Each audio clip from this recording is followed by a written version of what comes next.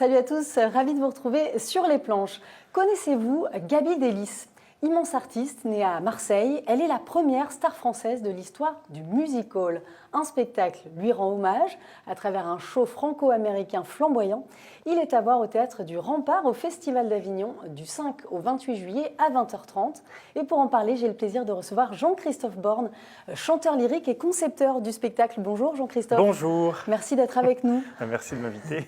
Alors, vous nous proposez donc un spectacle musical assez pétillant, on va le voir, il y a beaucoup de costumes, un travail aussi sur la chanson. Et vous vous intéressez à Gaby Delis, marseillaise. Marseillaise. Voilà, qui a vécu assez peu de temps finalement. Hein. 39 ans. 39 ans. Alors, pourquoi vous êtes intéressé à elle? Pourquoi avoir voulu raconter sa vie? Alors, tout a commencé parce qu'en fait, donc, je suis chanteur lyrique et j'ai une carrière d'opéra, de chanteur d'opéra, etc.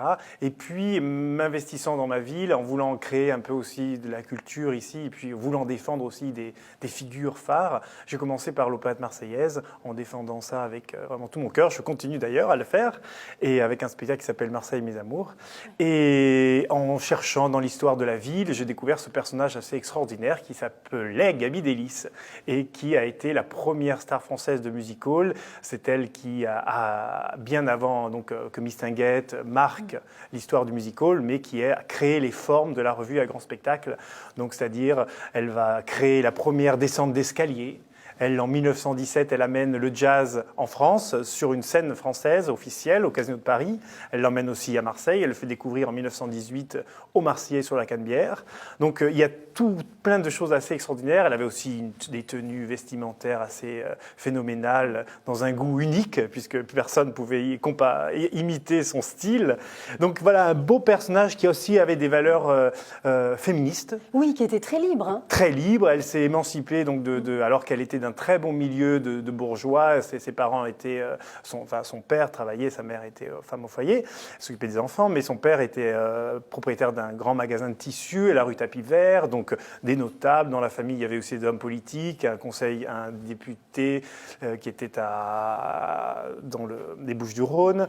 Donc vraiment un milieu bourgeois bien établi à Marseille. Et elle avait ce rêve de devenir artiste, donc elle va envoyer tout ça loin derrière elle. Elle va se rebeller contre sa famille, avec quand même l'accord de sa mère.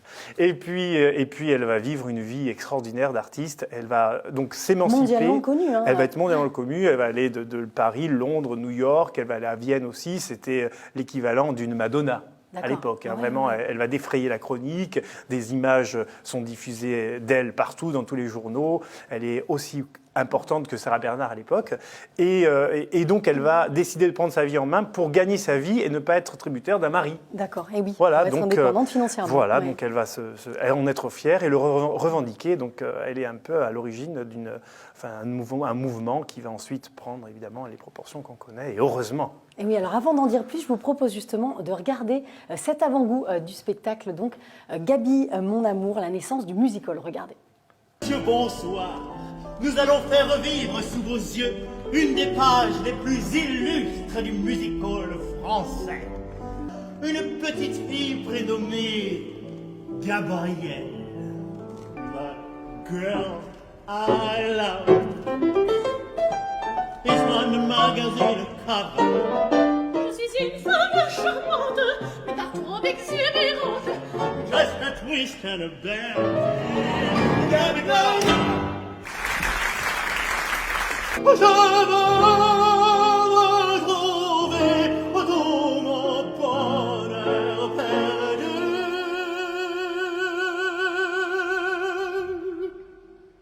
Regardez le public ce soir. Il va m'adorer.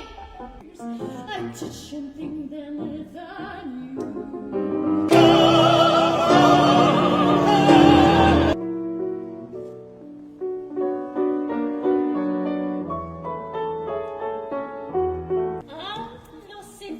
Oui, c'est moi. She is the nightclub queen, the smartest ever seen. She keeps the fellas buzzing. My dancing fascinates. It's one of you, my little magnet.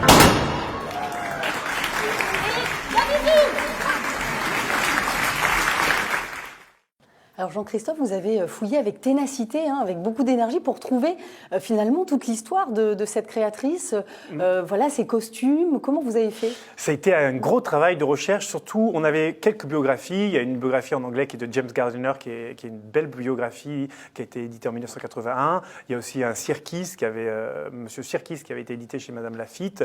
Donc il y a quelques ouvrages comme ça phares de référence, mais souvent on a uniquement le titre de la revue et pas les morceaux, ou alors un morceau, mais pas le compositeur. Donc il a fallu un peu faire un travail de recherche assez important. Grâce à Internet, j'ai pu trouver des choses formidables et j'ai été en contact avec la Library of Congress à Washington, la BNF à Paris, et j'ai commencé à collecter des partitions. Ça m'a pris quand même 4 ans de recherche, comme ça, doucement. Et puis au fur et à mesure, j'ai commencé à avoir un catalogue. J'ai choisi les morceaux qui me paraissaient les plus judicieux, comme la Gabby Glide, qui était son grand succès, qui était un de ses morceaux les plus connus, le Alexander's Ragtime Band, qui est un des morceaux les plus connus de l'époque de 1912, et qu'elle chantait en dansant presque dénudée, en traduisant ça par la danse de l'ours. Enfin voilà, j'ai pris des classiques de son répertoire pour en faire vraiment un spectacle qui peut plaire aujourd'hui et qui donne cette belle image de Gaby Delis, quoi. Avec des interprètes de renom, donc oui, on a Clémentine de Couture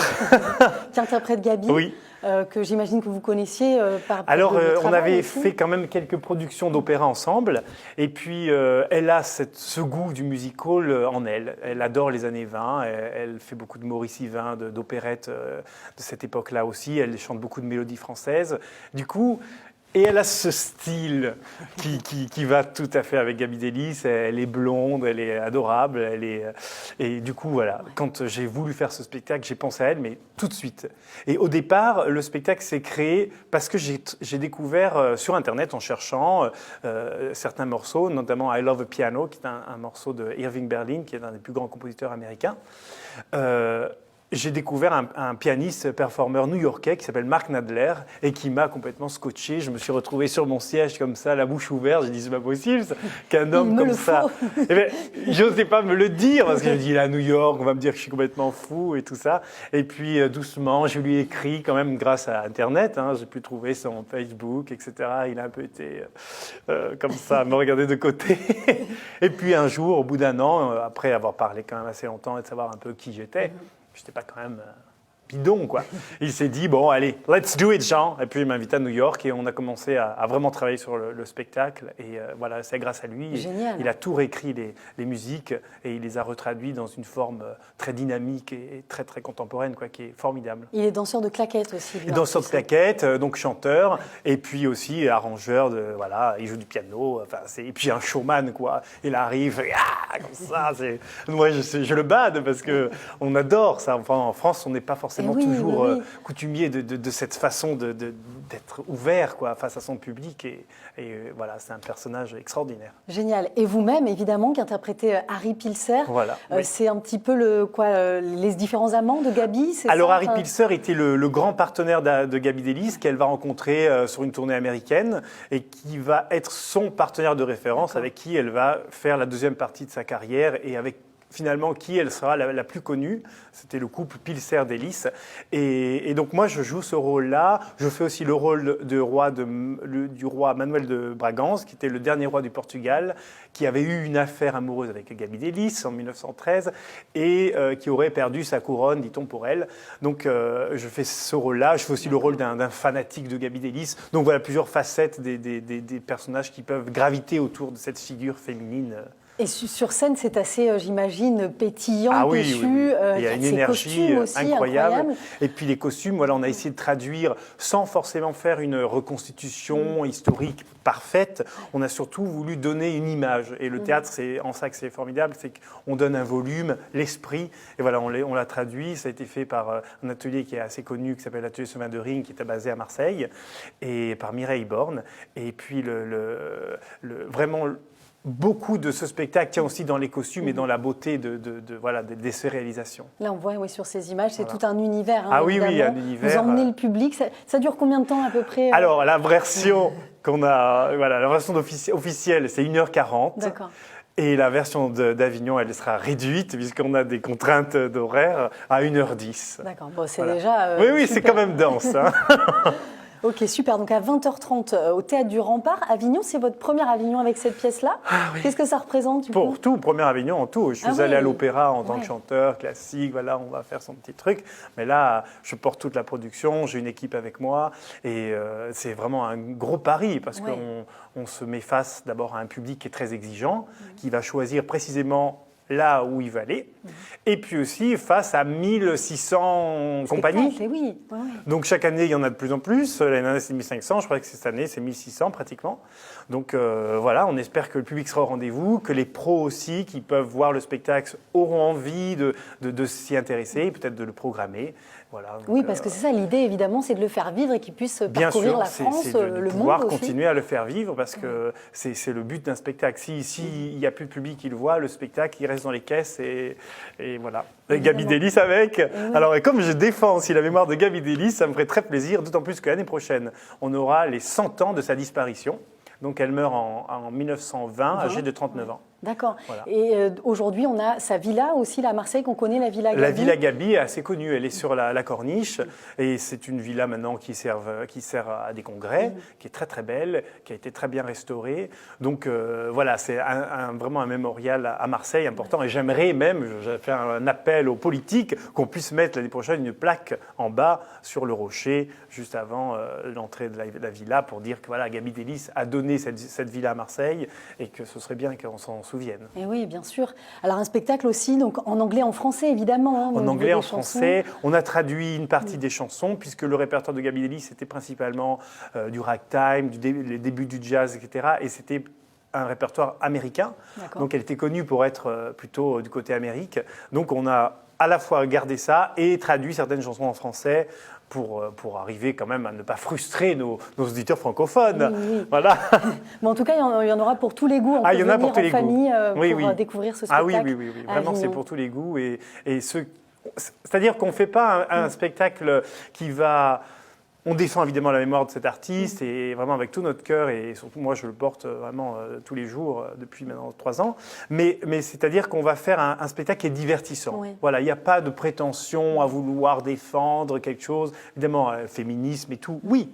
Mais c'est surtout du divertissement et pour rendre les gens heureux, voilà, on a besoin de ça et on peut aussi de temps en temps débrancher, juste apprécier quelque chose musicalement, c'est super. Donc voilà. Merci Jean-Christophe. Merci à vous. Ça merci. donne envie.